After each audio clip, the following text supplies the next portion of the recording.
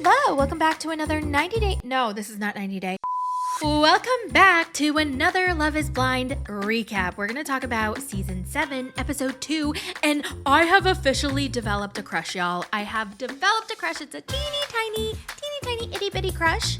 But this episode kind of made me maybe kind of want to date again. You guys are just going to have to listen to the whole recap and guess who my crush is and let me know in the comments, and I will reveal it maybe in the next recap. This is so ridiculous. Now, without further ado, let's get right into it. We meet Monica and Steven, and Monica is stunning. Actually, all the women are so stunning, and they seem so smart and so cool, and I just want to be friends with all of them. Steven, I wasn't sure what to think of Steven, so let's talk about them. So Steven admits that he's cheated in the past. The way he worded it was he felt like he didn't deserve his ex-girlfriend, and that's why he slid in to another girl's DMs, and then he flirted with the other girl with intention, and they were having essentially an emotional affair. I got caught, which I knew I would. I was very disappointed with myself. We went through therapy. We figured it out. I'm actively in therapy to talk about these things. And I don't know, to me, that's kind of a red flag. No, that's actually a huge red flag. It wasn't clear as to how long ago this was. Was it his last relationship? How long ago was his last relationship? How is he feeling now? Like, what is going on? I would not be able to trust a guy who cheated on his last ex-girlfriend because he didn't feel like he was good enough. But maybe they didn't show us everything of their conversation because Monica is very understanding and she's so empathetic about this. I was very disappointed with myself. I'm so And there was a lot sorry.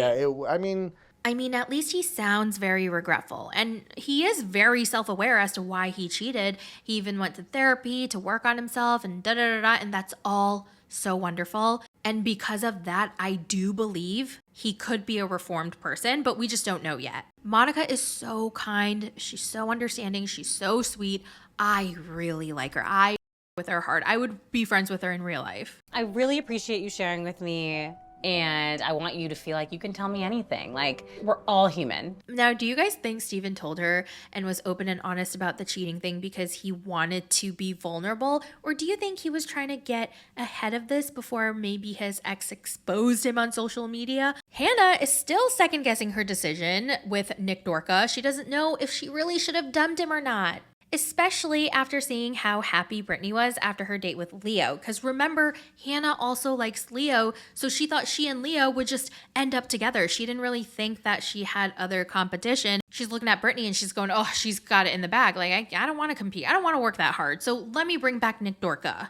I feel like I didn't do it right. And then Brittany came in and she was like, I just got on my date with Leo. And I'm like, I'm gonna fucking kill myself. Brittany meets Leo in the pods and she's like, oh my God, it was such a hard day yesterday. I think everybody's found out who's dating who. And it was like, I accidentally fucking said your name. I would never, ever say that. Mostly because I'm so strongly believe in negative energy and I don't want any of that projected onto what I'm doing in here, you know? Yeah. By the way, does anyone else feel like she accidentally keeps looking directly into the camera? I feel like I'm making eye contact with her all the time. It's kind of inevitable once we get to this point that like people will probably start knowing. It's so interesting to see how everyone starts getting secretive about who they're dating. Like in the beginning, it's all fun. Everyone's talking about who they're dating and who they're talking to and what their thoughts are on everyone. And then once things start getting serious, they're all secretive. They don't want to say. And that's why Hannah was shocked when Brittany mentioned Leo's name because she knew that Leo was dating other girls, but she didn't know who exactly it was. And you know how like you have an idea of something, but when you know for sure, it's different. Brittany gets really emotional and she starts crying because she realizes that she is not his number one. She might go home. Like he may not choose her. And she's like, I'm feeling really sad, really sad. I mean, the ball is in your court, I guess. You know, you just need to make a decision. And I just feel really vulnerable not knowing. Oh, Leo, he's so funny. This actually almost made me like him a little more, but not really. He was so honest with Brittany that he said, hey, Brittany, honestly, you were my second choice up until today. Like, you were number 2, and after our date today, like, you're like, I swear to God, you're like both number 1. We're both number 1. Yes.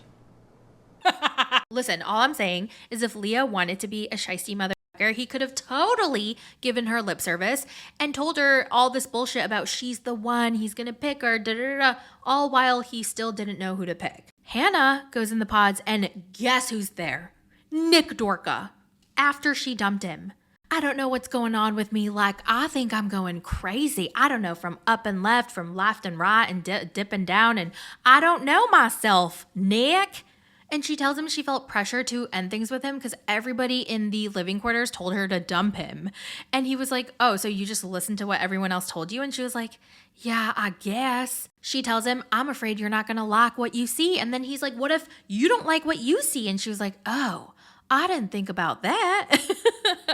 Nick is a lot more likable here. He doesn't do all the smooth talking, the sweet talking. He's just like, listen, I like you. It goes both ways. You may not like me. Like, you have to make sure I'm good enough for you. And honestly, I do not care what you look like. I like you for you. Like, you will break my fucking heart, I think. Why do you? I don't know. That's a problem. Because you say everything right, but I feel like you're going to really hurt me. I'd be lying if I said I wasn't scared too. Things are getting a lot more serious between Garrett and Taylor.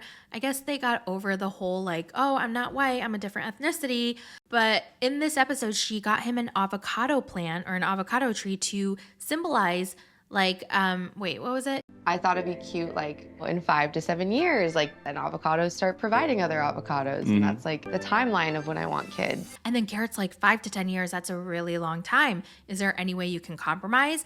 And she was like, listen, I would never compromise. Like, why would I give up my freedom? Like, I love the way my life is right now, but you're the first guy that makes me want to compromise with you.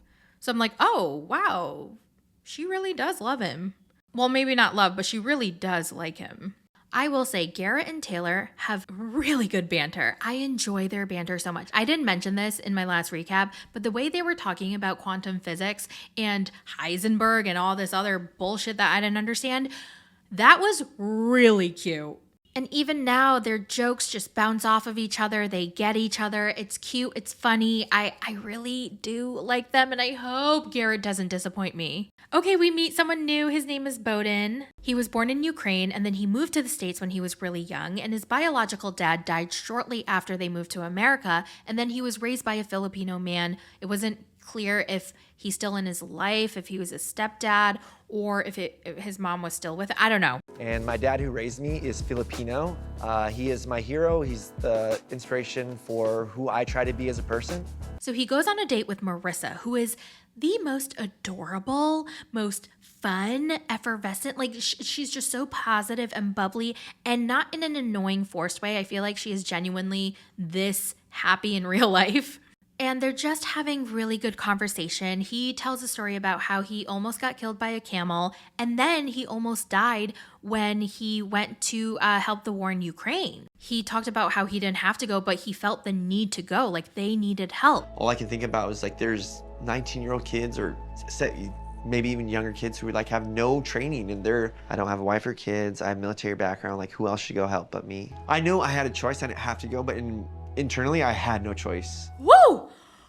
Y'all, my heart. Oh my God, damn. Marissa's also dating a guy named Ramsey, and their vibe is also nice. It's fun. It's cute. It's lightheaded. I mean, not lightheaded, lighthearted. It's Marissa, right? Show is. Show enough is, girl. I was actually doing push-ups. Push-ups? Today. Yeah. My God. Ramsey talks about how he was married before, and he was also very religious, but not so much anymore. Like, I give back. I give to homeless people. I know some people don't like that. At first, I was confused. I was like, what do you mean people don't like that? Like giving to the homeless? And then I remembered a guy that my friend used to date, and he was one of those people. I remember he would be like, oh, don't give money to the homeless because they just use it on drugs. And I'm like, okay, so? And he was like, well, you're not helping them by funding their drug addiction. Plus, it's your hard-earned money. They should go and get a job. And I was like, I don't give a what they use the money on. If I'm giving them my money, like I'm giving it to them so that they can use it on what they want or what they need. And I was like, oh God, I couldn't even, like I already knew I could not have a conversation about it because he just saw it as black and white, and it's not just black and white. Marissa is very interesting. She tells Ramsey she truly does not care about what a person looks like. You could be 5'5", 5'4", she doesn't care. She also doesn't care about someone's political beliefs. She's dated all kinds of men. The one guy she dated for 3 years was a hardcore conservative Trump supporter, and then another guy she dated was a very progressive liberal guy. And I was like, damn, that's crazy. So what if I am like 5'5", 5'6"? That's fine. It's fine. Really?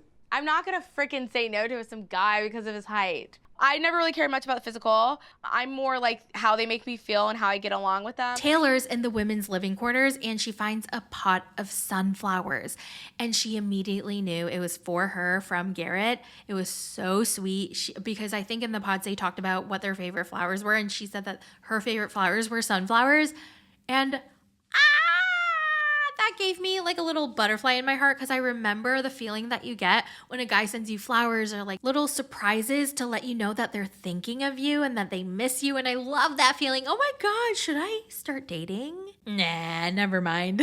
Alex and Tim go on a date. We learn that Alex's grandfather was the national secretary of the Nation of Islam. Tim talks about how his sister died, and she actually died from lupus. I don't know if both sisters died from lupus, but one of them definitely went into the hospital for lupus and never came out. Now remember, I gave him a bunch of red flags in my last recap, but I will say he said something so damn beautiful here. Because remember, he had 2 other siblings, they were both sisters, and they both died. And he says, I'm so glad that I can give my parents another daughter. I'm going to say something to you that I have been thinking, but I have not said out loud to anyone. I get to give my parents one more daughter, and I love that. I love that so much.